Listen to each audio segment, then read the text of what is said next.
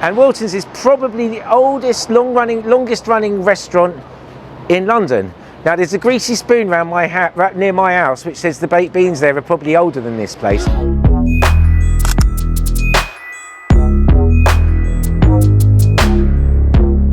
Here we are in Jermyn Street. Now Jermyn Street was full of well-heeled greengrocers and the like, but also home to the likes of Sir Isaac Newton. Lord Horatio Nelson had a home here, and it was in 1800, Christmas Day, that he told his wife he was leaving her for Lady Hamilton, and walked out of here and went to the Golden Lion pub to meet Lady Hamilton and run off with her. Not very nice to do on Christmas Day, but there you go. Other people, Sir Walter Scott, the novelist, but my favourite, there was a butcher's shop here run by a man called Thomas Walls, and here's the Walls of sausages fame and also ice cream. Walls ice cream started in this street.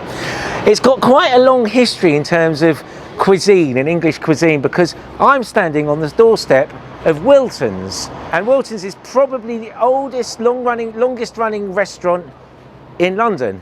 But this is 208 years, set up in 1742.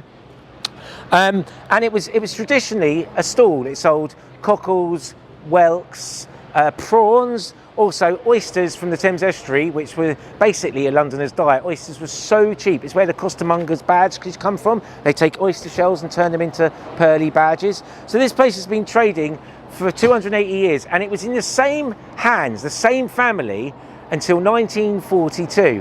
What happened in 1942? A great big German bomb landed directly opposite, shook all the cutlery and crockery off the walls, all the dust falls down, and the woman who owned it turned around and said, I can't do this anymore.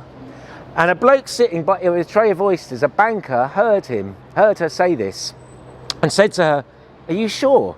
She said, the stress is too much, I can't carry on running this restaurant, I'm going to have to close. And he said, do you know what, just put it on my bill.